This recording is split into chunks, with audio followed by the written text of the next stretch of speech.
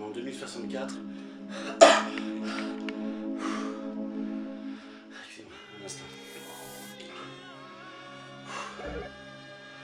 Et là je reviens de la place Kléber.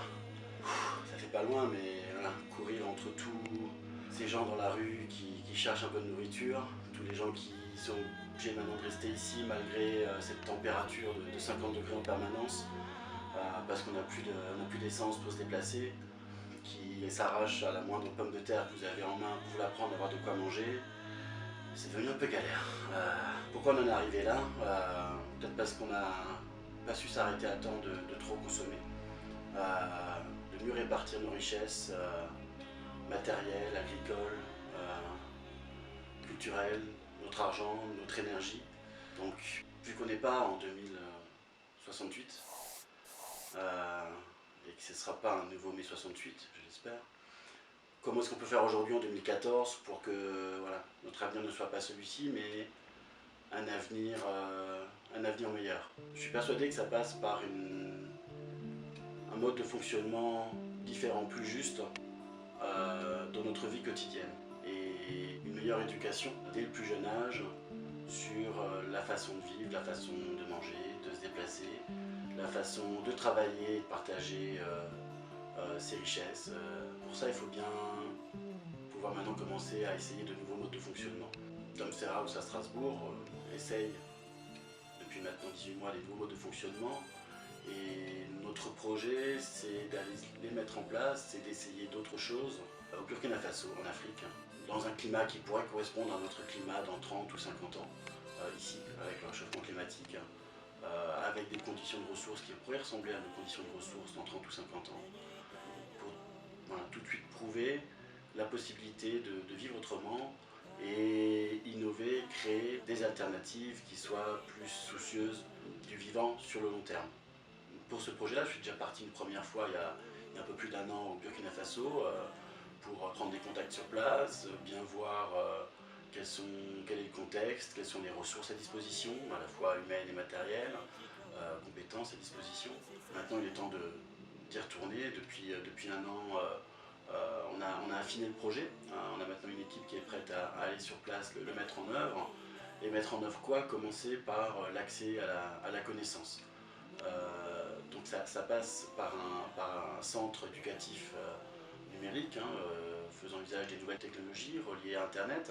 Le projet au Burkina, c'est de construire une école pour les enfants du Burkina et que tous les enfants non scolarisés actuellement au Burkina puissent être scolarisés dans les années à venir. On est en train de faire le maximum et on est à fond dans le projet en France. J'aime bien appeler ça un complexe multifonction avec une partie cybercafé, une partie école, atelier pédagogique et une partie hébergement. La partie hébergement qui donc va servir un petit peu à avoir une partie de Tom's Fair House là-bas au Burkina Faso, d'accueillir des groupes, des personnes, des voyageurs internationaux ou locaux là-bas, à Waïgouya donc.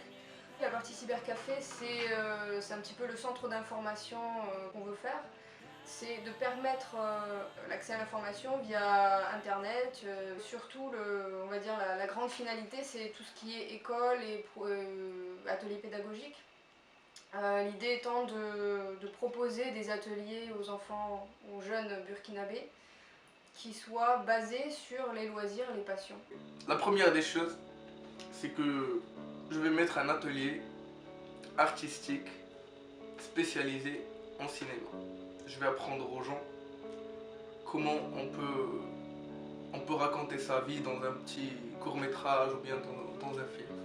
Parce qu'en fait, à Tom's Fair House, toi, moi et les autres personnes qui travaillent avec nous, on partage des valeurs, on partage des idées aussi. On se dit que pour être heureux, il faut faire ce qu'on aime et que ça n'empêche pas d'apprendre des choses. Au contraire, ça les facilite.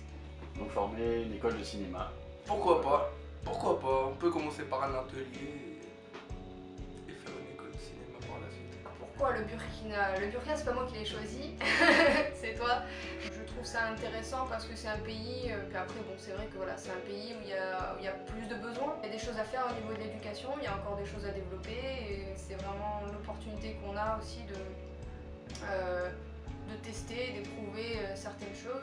Après les 4 mois que je vais passer là-bas, bon déjà je me ferai relayer, on va espérer une équipe sur place, on aura mobilisé des énergies, on aura intéressé des gens. Donc après, toi en juillet, tu prendras le relais au Burkina?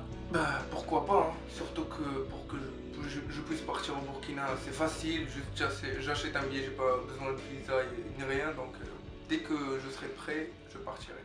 On peut espérer que toutes les personnes qui ont apporté leur contribution à ce projet en retirent des enseignements, des idées à titre personnel, à titre professionnel. C'est-à-dire que si ça pouvait créer des emplois sur place, si ça pouvait permettre à des enfants de découvrir leur passion, à des jeunes de développer leur talent, de vivre un peu plus heureux, de trouver leur place dans la société, ça serait quelque chose de très valorisant, de très agréable. Si ça pouvait aussi se démultiplier, si ça pouvait générer de nouvelles idées. Pourquoi pas de nouveau en France? Bien Ça sûr. peut être que les modèles éducatifs, pédagogiques testés, expérimentés et mis à profit là-bas au Burkina puissent servir aussi ici pour changer notre façon d'élever nos enfants. Bien sûr, puisque c'est vrai que l'une des bases de ce projet-là, c'est aussi le constat, en tout cas pour moi, que les systèmes éducatifs actuels, en Europe notamment et en France particulièrement donc, restent assez peu basés sur les passions personnelles. Une grande part est accordée à tout ce qui est très très théorique, et même si c'est important d'apprendre des choses théoriques, on peut l'apprendre de manière différente, en tout cas c'est notre théorie, la mienne. Et donc on va essayer ça, on va le chercher et tout ça, au Burkina Faso. Et bien évidemment, on peut espérer que ça puisse générer des nouvelles idées à remporter ici en Europe pour dire voilà, on a quand même réussi à faire ça, donc c'est possible de le faire ici aussi. Les énergies sont là, on a des contacts. Après, il y aura forcément une part d'imprévu, une grosse part d'imprévu, donc on verra bien. Il nous manque un petit peu de financement et c'est justement ce qu'on attend. C'est le dernier coup de pouce, c'est les derniers petits financements qu'on peut avoir pour lancer pleinement le projet. Moi, qu'est-ce que je vais faire? C'est que je vais prendre le rôle de Thomas et le rôle de Marina et je vais m'occuper de Tom's Fair House. Parce que c'est ça qui finance l'école là-bas. Ah bah oui, hein. Si on laisse nos actions partir dans l'air, on va pas continuer le projet. La vie sur place, en fait, d'une manière générale, est comptée. En fait, le plus, ça va être sur tout ce qui est matériel, équipement, je dirais. Et aussi la part d'inconnu qu'on a en allant dans un pays où les contacts vont se créer une fois qu'on sera sur place. Ça va bien s'annoncer, vu que Thomas et Marina vont partir en février là-bas pour faire un petit repérage et commencer d'autres actions sur place.